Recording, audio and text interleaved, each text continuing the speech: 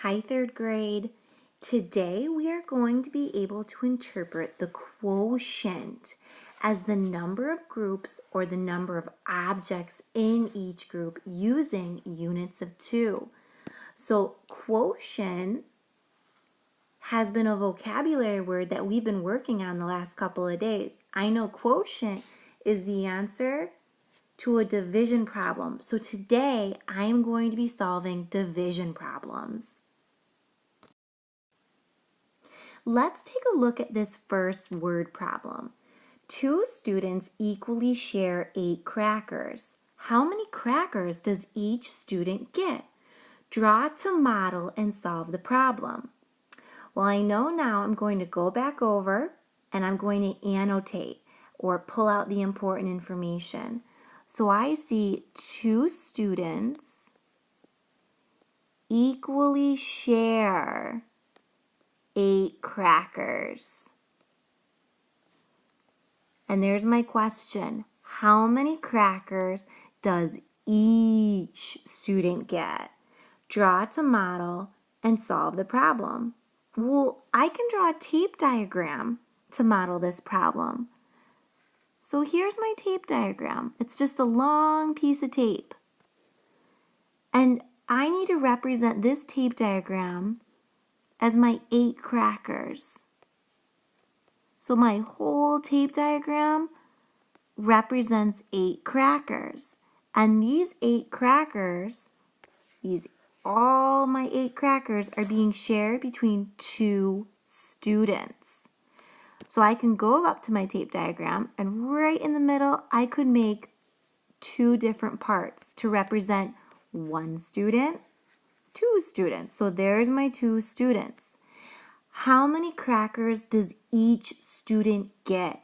That's my unknown. How many crackers does this student get? How many crackers does this student get?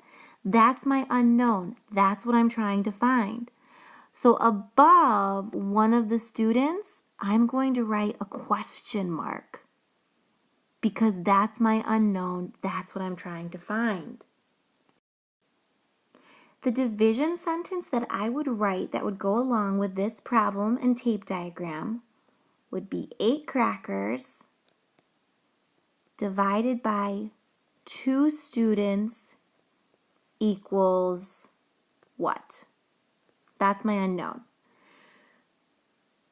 How many crackers does each student get? So I could do several different things. I could draw a cracker and use the fair share and draw a cracker in each student's part until I count up to 8. I know that I could also do repeated addition.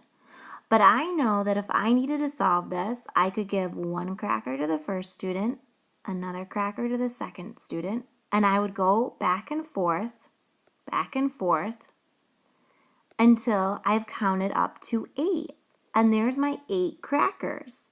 So 8 divided by 2 would be 4. 8 crackers divided by 2 students means that each student would get 4 crackers. And one way I did that was using the fair share method. So in this problem, made a little picture for you. In this problem, I found the size of each group or the number of crackers that each student got. Let's go ahead and take a look at the second problem. The second problem reads, there are 8 crackers, but this time each student gets 2. How many students gets crackers? So I'm going to go through and I'm going to annotate this problem. There are 8 crackers, but this time each student gets 2. How many students get crackers? So in this case, our unknown is the number of groups. So I'm going to start off by drawing my tape diagram as the size of the groups. So the size of the groups is going to be 2.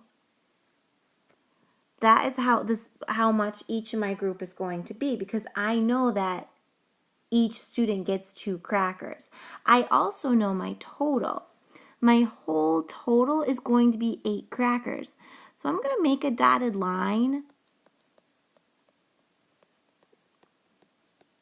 to kind of represent that I'm trying to find the number of groups here, because I don't know what to break my tape diagram up into. But I know my total, my whole tape diagram represents 8 crackers.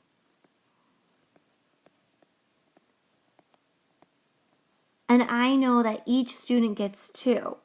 So I'm going to add another 2. 2 plus 2 equals 4. So I have to keep adding up until I get to 8. So I'll add another 2.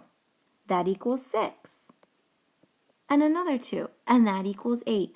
2 plus 2 plus 2 plus 2 equals my 8 crackers.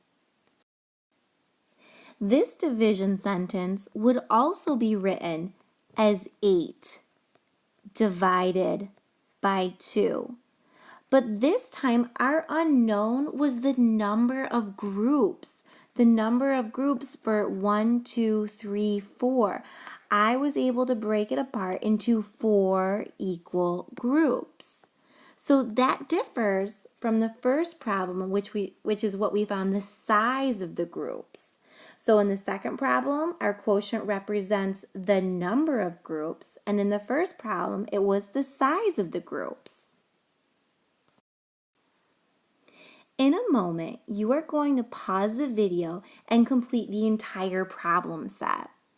Feel free to rewind the video and watch me take the notes on the first 2 problems again if you need to.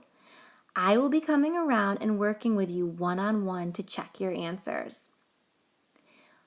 Are you ready? Go ahead and pause.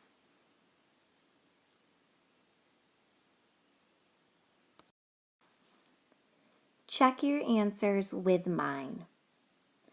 Notice for number 2, I used the fair share method and I gave 1 fish in each bowl until I counted up to 10.